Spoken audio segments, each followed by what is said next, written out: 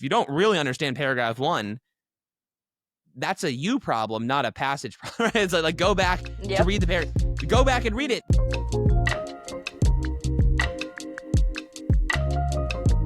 Hi, everyone. It's the 7Sage LSAT podcast. I'm Henry, and I'm joined by my co-host, Nicole. You know, when Zishan does it, he just introduces me already. He just cuts I noticed that. I didn't know if you were going to pull a Zishan or not, so I just had to be prepared. It's a little presumptuous, I feel like. The first I was, whoa, okay, all right. Kind of, taking control of the situation. But that's okay. You know, taking control is a good thing. Speaking of taking control, how are you going to take control of your weekend, Nicole?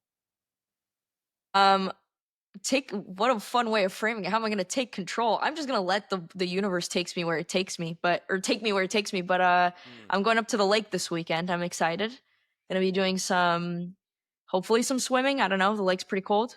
Hopefully some tanning, maybe not burning. I got pretty severely sunburned recently. We'll see what happens. Really? See what the universe decides. Yeah. Sun can be out of control sometimes if you let it, right? So I guess we'll take control of the sun, maybe. I'll try my best, you know.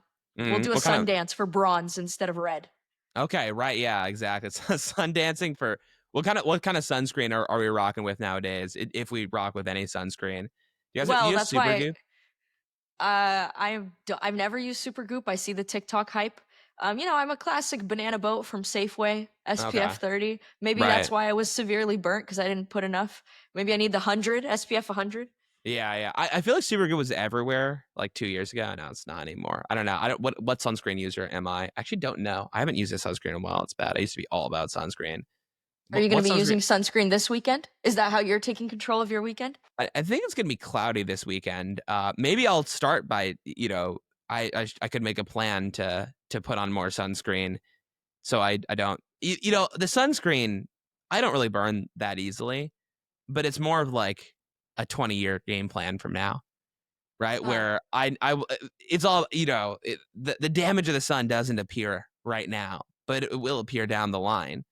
And I have a vision of how I want my life to be a long time from now.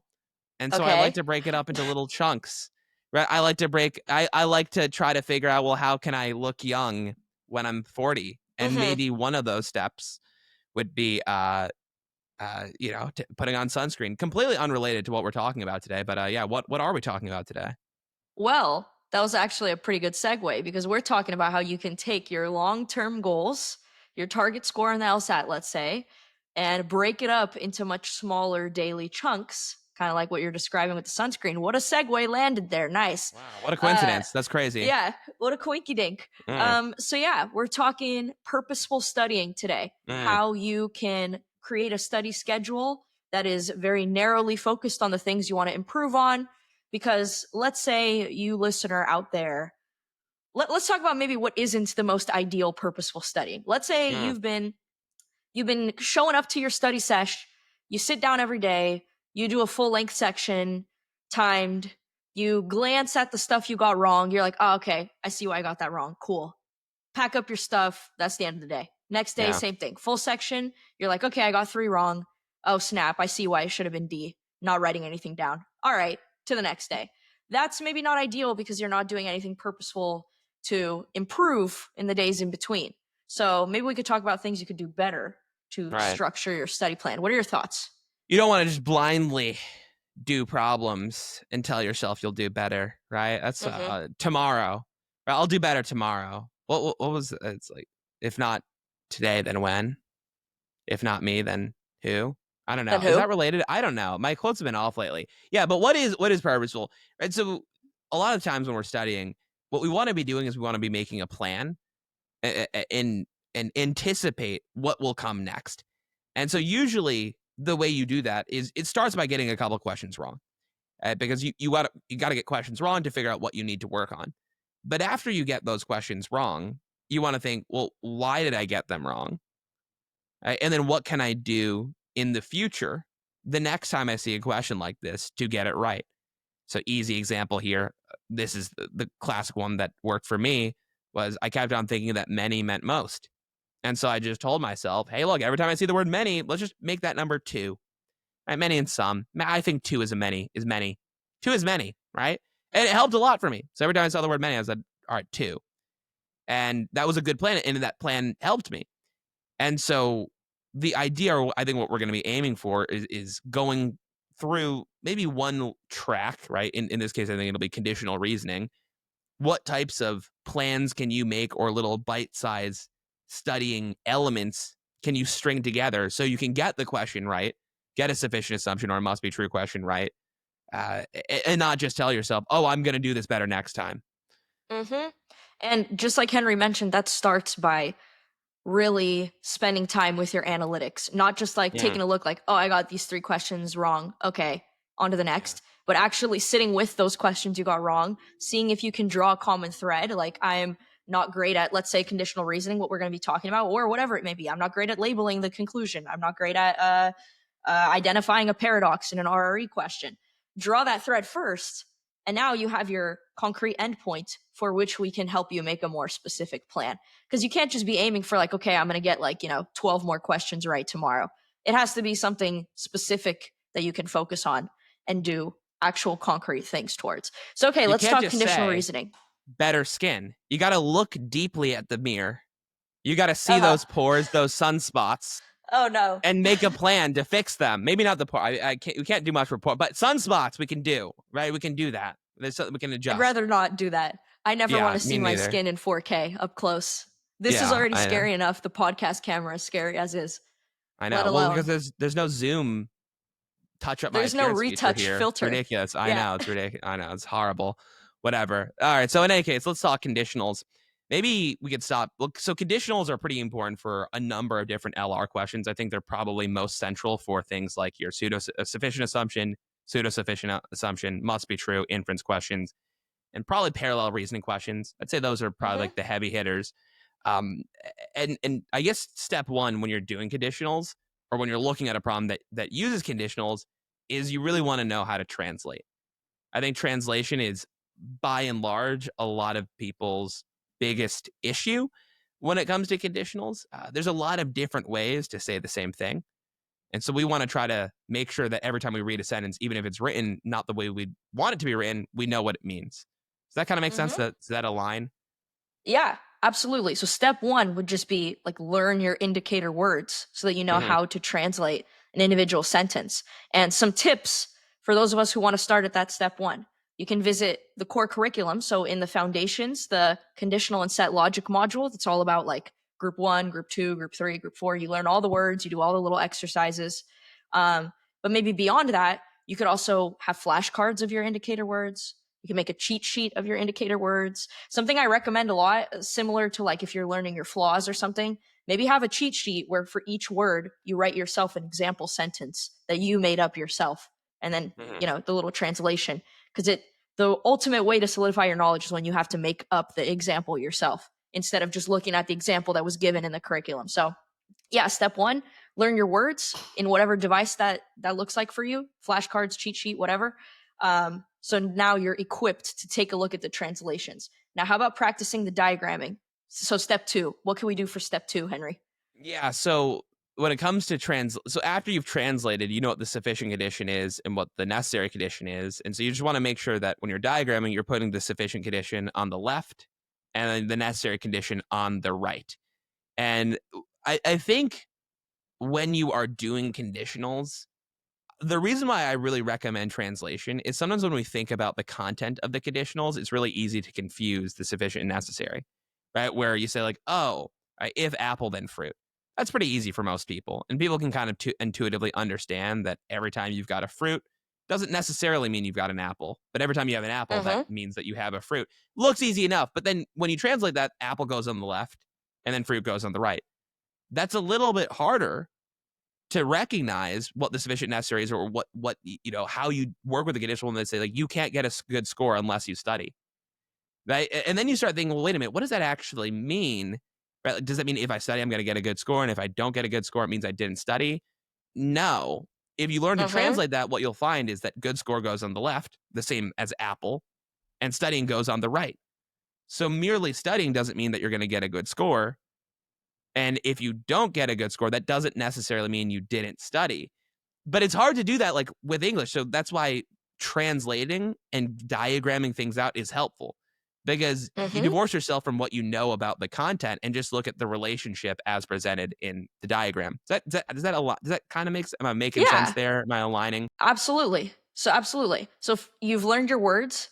Now you've gotten comfortable with the ideas of sufficiency and necessity, so you can diagram a singular sentence, like the can't get a good score unless you study, good score arrow study.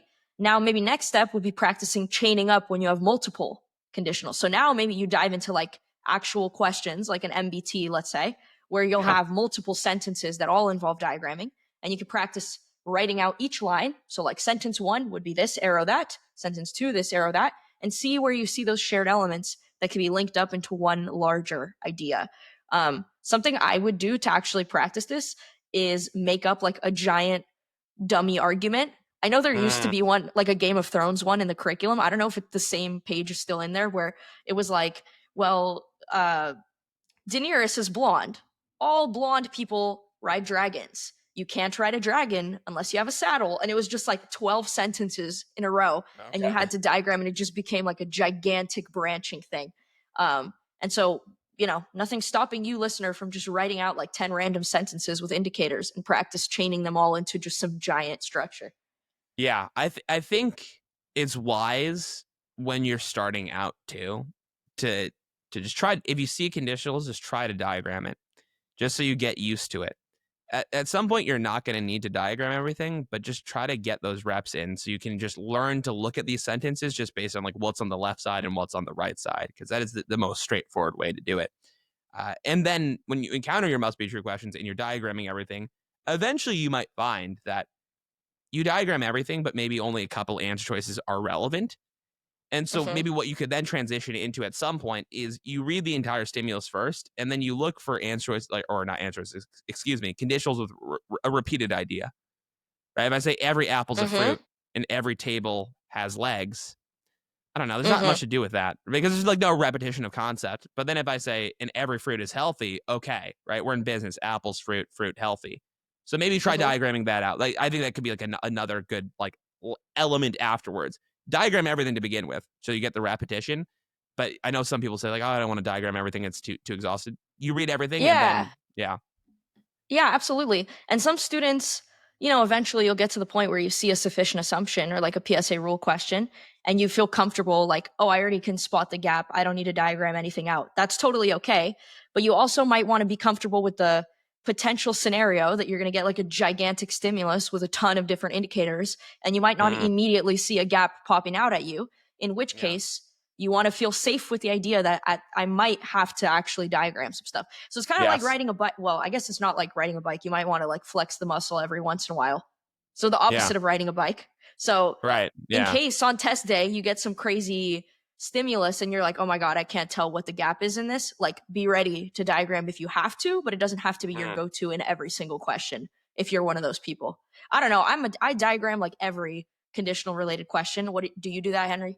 Uh, In class, yes, or for the most part. I don't die. I started off by diagramming a lot, for sure. I personally don't like. I don't feel the need to diagram, but that's mostly because like when I look at sentences, I don't really think about them. I just look at it and I see the arrow. Right? It's because I Mm, can diagram or because I spent so much time diagramming. So it doesn't really matter what the hmm. conditional. I'm not like thinking what is sufficient for this or what is necessary for this. I'm just thinking like arrow, arrow, arrow, arrow, and it's Yeah. really helpful. It makes things pretty straightforward. But again, that's just because we're both coming from the same place of being able to diagram if we need to.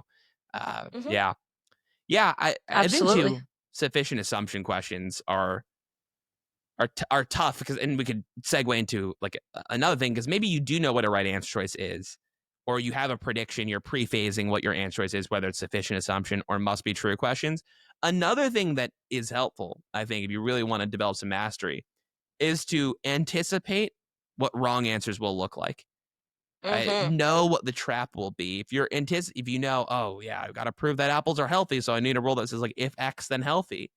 You just know that there's going to be a rule that says, oh, if it's healthy, then X, Y, and Z.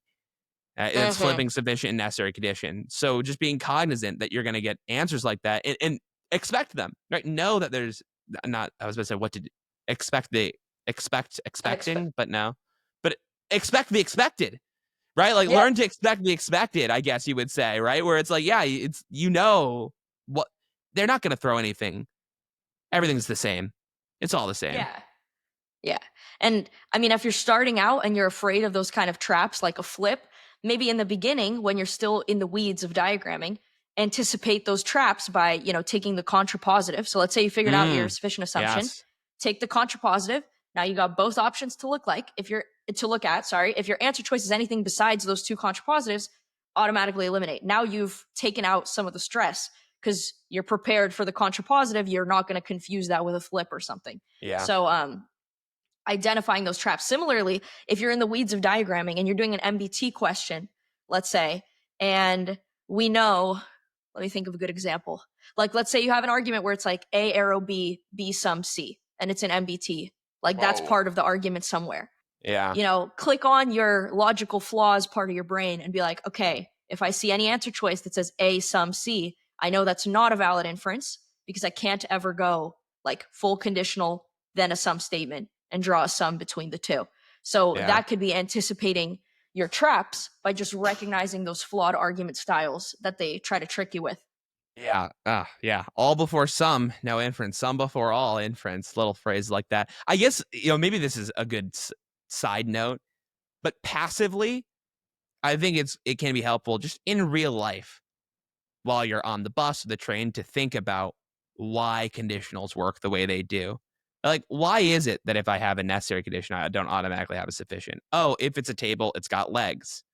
Let's say I knew a thing had legs. Does that automatically make it a table? No, maybe it's a human. Maybe it's a dog. Okay, right? So, and you do things like that. Like, oh, every bat is an animal. Some animals swim. Does that mean any bats swim? I don't. Exactly. Do bats? I don't think they swim. Maybe they can. Can bats swim? I have no clue. Yeah, I Wrong don't know. person to ask. Right. But the fact that we can't know right there, right? Like, even though those statements are true, some animals swim and all animals are bats. Okay, that was a bad. Have gills. Some They're animals have gills. surprisingly good swimmers, actually, okay, that was a according bad to Google. clearly, that was a bad example then. But it was a good example because, like, the fact that we couldn't definitely know that bats swim from those statements just goes to show, like, okay, so all bats are animals. Some animals swim doesn't mean that any bats have to be able to swim. And you could just do that when you're not studying. Like, I don't know, do that when you're driving. And maybe not driving. Yeah. Is that distracted driving? No, let's say you're in traffic, Sure. nowhere to go.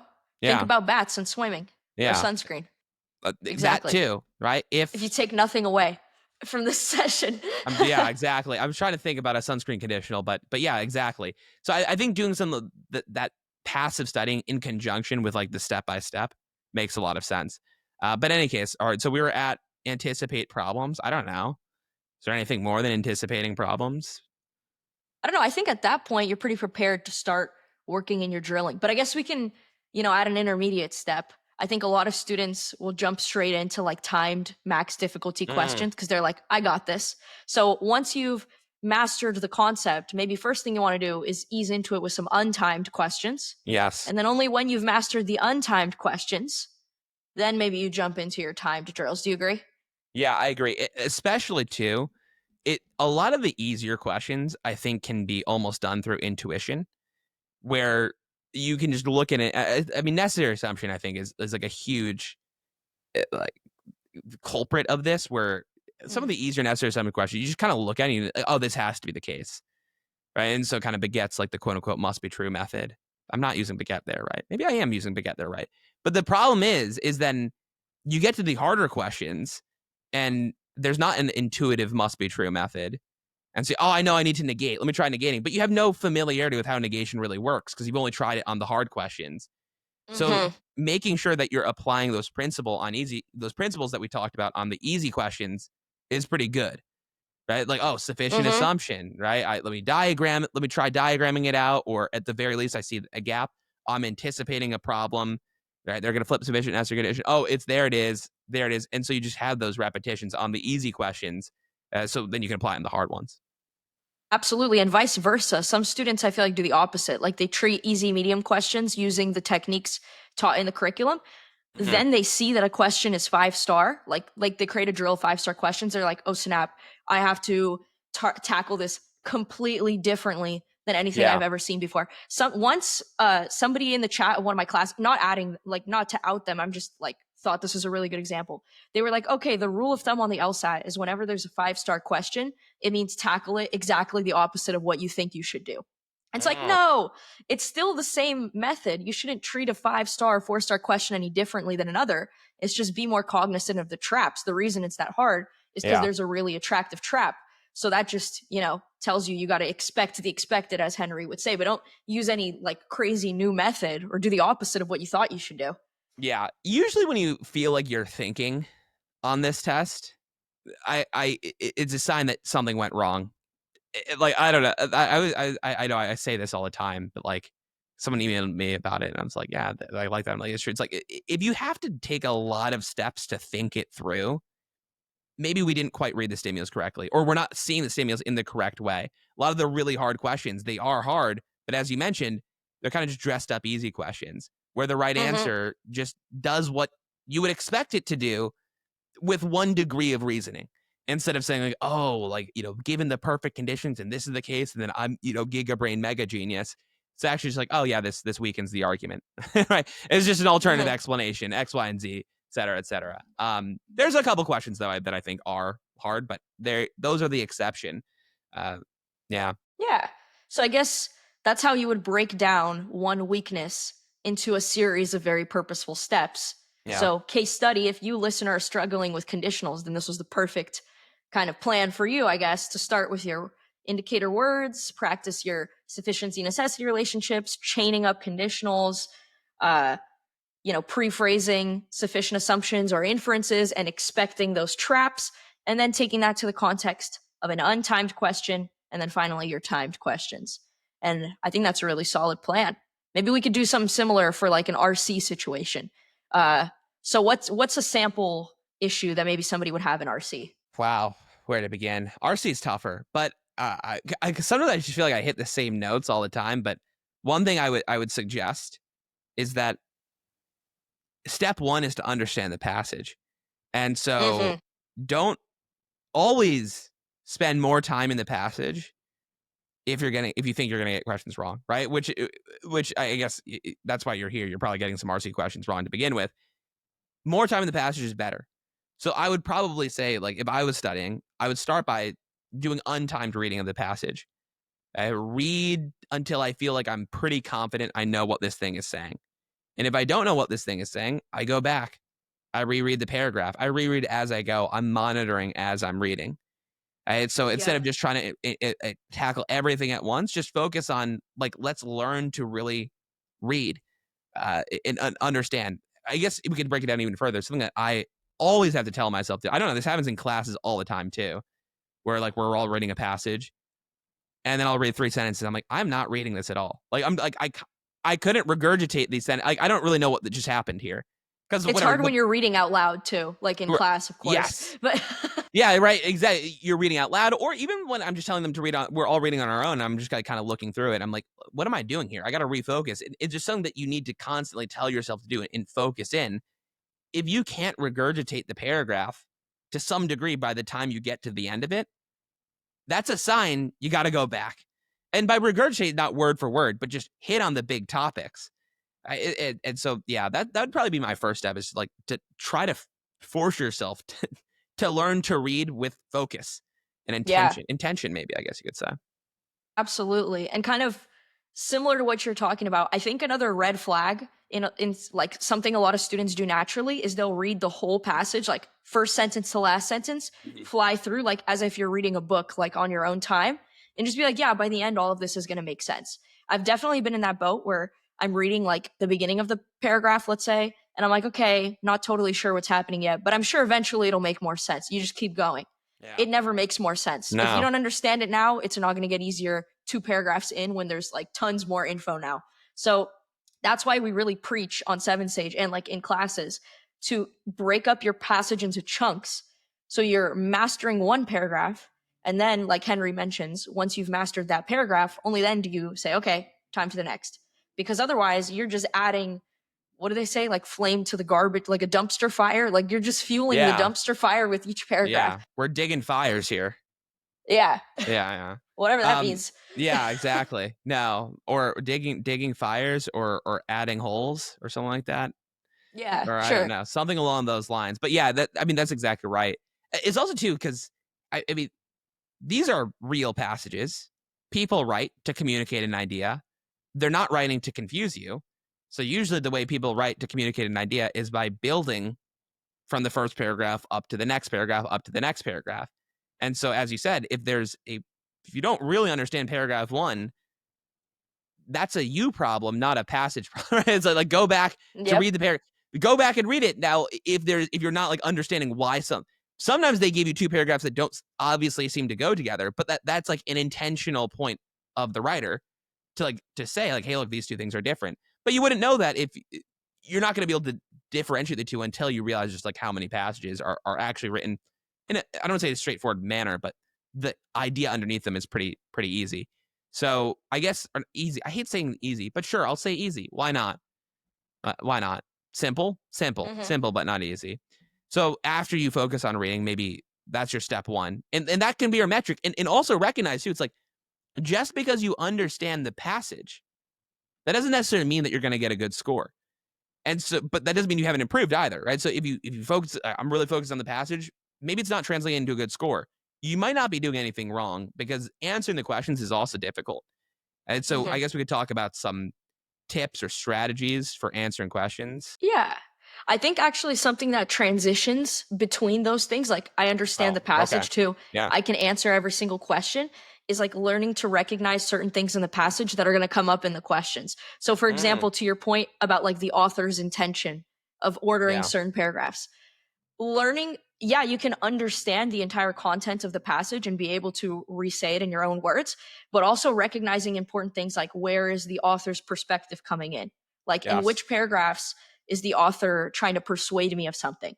That's going to be really important because you can understand the passage but not totally walk away with like what's the author's main points of persuasion, I guess. And then in the questions you're going to get stuff like which one of the following would the author agree with, what's the function of lines 12 through 15, and those are all Yeah. things that come from an understanding of like what is the underlying intent of the author in the passage beyond the content. So as you're reading, like a strategy I like to talk about in class is like designate a color of highlighter in the whatever 7 Sage interface as being like author's voice. I don't know, maybe Henry has a different strategy, but I could talk about like what I do. So like let's say pink is author's voice. Anytime I hit a opinionated like thesis style topic sentence like probably the true nature of blah blah blah is blah blah blah, highlight in pink. So when I go back, I'll be like, okay, author's voice was very clearly Mm, right here. Or yeah. diction words like this scientist was obviously mistaken. Very clear author's tone, highlight in Yeah. pink. In the end, you might have a ton of pink, but if you get a question like which one of the following would the author agree with, I can easily go back and be like, okay, here are all the spots where the author very clearly had an opinion.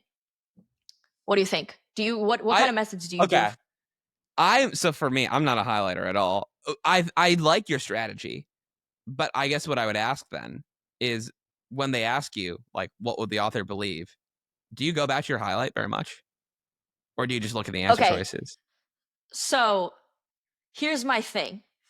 There's like a whole psychological proof, right? That if you write stuff down, it's easier to remember it later. So I Yeah. will admit I never really go back to the passage at all. So Yeah. you could argue the highlighting is kind of futile. Maybe in the beginning when you start out, it's helpful, but when you switch to like timed passages, I'm really never going back to the text. Yeah. But something to be said about physically having to like drag your cursor and then it'll be easier to remember it later as opposed to like my eyes skimming through it.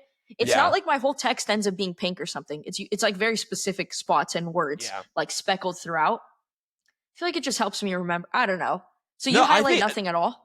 no, nothing at all. But I think what I'm hearing you say is like the benefit of the highlighting is there because the highlighting one, it forces you to actually read the passage, right? If you tell yourself you're going to highlight this thing in pink, you're actually reading it instead of just looking at individual words or sounding out the words in your head as you go. Right? And then also it like having identified it, it can just help you remember it too because you're actively looking for it. You're not just reading, you're actively looking for something. And so I don't hate your I think it's totally fine, but just to maybe focus on like why highlighting something like that is so good is it's because it's forcing you to read about the passage. You don't necessarily need to think, oh, the highlight is like the end product that I'm there for. It's the journey there, right? Things like that. Yeah, And exactly. I think that's a great thing. I think that's To a be good thing. fair, a lot of the things I did when I actually took the exam and when I studied are very different than I do now, like in class. So, like the highlighting thing, I started doing that now as I teach class. And if I were to do a time section now, I would do that. But like when I was taking the LSAT, I actually also highlighted nothing. So, I don't know. Maybe it's just like looking back. That's kind of besides the point. But I wonder for other instructors, like, do we change? Like, have you done things differently now that you're an instructor versus like how the strategy of when you actually took a test? Yeah, I mean, causal reasoning questions, I definitely do a little bit differently, I would say, but Mm. everything else is pretty similar. Maybe I don't know. I'm pretty similar. I do causal reasoning questions differently. You're a man of Maybe simple tastes, of simple patterns. yeah. I definitely look at the test. Oh, I try to the way I think about. I do I always tried to look at like structurally. These are all the same problem. But I'm Mhm. way more intent on that now, like in thinking about the Mhm. overarching theme, because I just think it would have and it would have helped me a lot. Kind of what you're saying, like honestly, like the highlighting probably would have helped to some degree when it comes to RC. But I guess this is kind of an aside too. Getting to the Yeah. questions and anticipating questions, I think is good because when you get to them, you'll know what you should be looking for. A lot of these questions in RC, you don't know exactly what they'll say, but you'll have a sense of the notes that they'll hit on, right? Where you'll have an interpretation. You might no one can I challenge anyone to actually predict the wording of a main point question. You probably won't. But you'll have an idea of what notes will get hit, et cetera, et cetera. Mhm. And so I think that's good. I guess another thing when you're answering questions, something to look for is really every word matters when it comes to an answer choice. Mm. And a lot of times, what completely destroys an answer choice is those little words that come at the end, or one word that they use the word social when there's nothing social Mm. about the past. Everything else about the answers looks good, but it used the word social. And you're like, what's a social reason for X, Y, and Z? So I guess could be another thing after you've maybe mastered reading, highlighting, looking for differing perspectives. When you're looking at the answer, it's just forcing yourself. Every single word is important. Yeah. Never, yeah, I think another thing that could help anticipate questions, agreed with Henry. No one's ever going to predict a main point. No one's ever going to predict exactly what questions are going to go with a passage. But something that might help you at least have some kind of idea of what is going to be asked of you is to start recognizing patterns and styles of passages. I will say you can be fantastic at reading and fantastic at answering all the questions without knowing any of the passage styles, but I do think recognizing them maybe helps you get through it a little more swiftly, or at least have some kind of like idea of what you're going to see. So like for example, if it's a spotlight passage, where for those if we're not familiar with spotlight passages, it's just like when you're highlighting the contributions of like a famous person or like an art yeah, movement or something like that. uh so spotlight passages usually follow a very stereotypical path, right? So it's just like, who's in the spotlight, why are they cool, what's yeah, significant about that, or like what's the historical significance. yeah, And so you can expect a lot of the questions are going to be things like, which one of the following describes the author's tone about blah blah blah, or like which one of the following uh was like which one of the following was listed as a characteristic of person in spotlight. I don't know. I mean, I guess they're not always the same, but at least it gives you some idea, helps you spot patterns. I don't no, know. Do you really do that? Do you go for styles? I definitely do. um, so I definitely teach the styles. One thing that I think though is that Spotlight is unique, and the other styles are maybe not so unique because a lot of it Mm, revolves around who thinks what and why. And so, whether you're in a phenomenon hypothesis, what's the phenomenon? What are the various hypotheses? Why are those good or bad hypotheses? Criticism slash debate. What is the debate on? Who is on either side of the debate? Why do they believe what they do? And so sometimes when I'm reading, I think a little bit less about the exact style, and I think a little bit more along who thinks what and why. Except for in Spotlight, yeah. where in Spotlight, I think what you said, that's very common, where there's no real argument. We're overviewing some historical event. The thing I would add to is like usually if there's a sequence of events or a sequence of historical events, first they moved to Paris, then they moved to X, Y, and Z, then they did this thing. There's usually questions that talk a little bit about that that sequence of events. That's not just true in Spotlight too. That's actually true in every type of passage. If you have a sequence of events, just pay attention to that. But yeah, I mean, again, all this kind of comes down to like pattern recognition a lot, right? Where LR2, a lot of it's just pattern recognition. And yeah, I don't know. I guess we could maybe wrap up soon here. Do you have any final tidbits? No, yeah, I agree with everything you mentioned. So maybe like a takeaway would be as you're reading to keep track of your speakers. Like maybe in the beginning, Yes. it'll help to like if you want to maybe to parallel what we were talking about conditionals. If at first you want a super like physically note taking intensive way to keep track of stuff, maybe have a table be like here's speaker 1, here's what they think. Here's and why. Yes. Here's speaker 2, here's what they think. And then as you progress, kind of like with diagramming, you can get away from the actual writing stuff down and just visualize it in your head. Yes. Like how Henry talked about like seeing arrows. Like you could see the speaker in your head and see the idea. Maybe imagine what they look like or don't.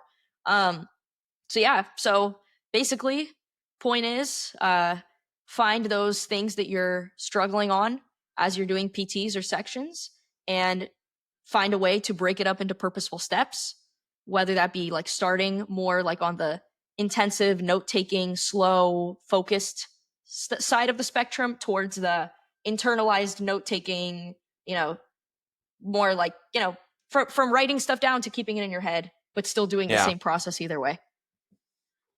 Hopefully that makes sense. That's good. That might have been the least organized wrap up ever. Yeah, right. Speaking of it, all about organizing your studying. We've maybe not the best wrap up, but hey, if you didn't like our wrap up, I liked it personally. But if you have a comment about the wrap up or a like about the wrap up and a subscription, I don't know, or a subscription, this is going bad, right? Yeah, it was like, comment, and subscribe. Ask us LSAT questions, and if you answer, you get a free month of 7Sage Live. 1 free month. If we answer, if you answer, that's just another comment in the chat. But if we answer, then you get your free month of live class, and we'd love to see you in class. We'll probably answer. To be honest, like we like to answer the questions, and ask us our favorite brand of sunscreen in the chat. Right. Or if you have sunscreen recommendations, even. Exactly. Yeah. Clearly we need them because and whatnot. Yeah. Good stuff. SPF 180, as they say, right? Is that even in existence? No, it's just like a 180 for the 180. Okay, yeah. So we all want an got it. SPF 180. I don't know. Applied. Yeah, exactly. Apply that. All right. Cool. Bye. Stay not burnt out there, everybody. Enjoy the sun. Yeah, good luck. Toodles. Bye.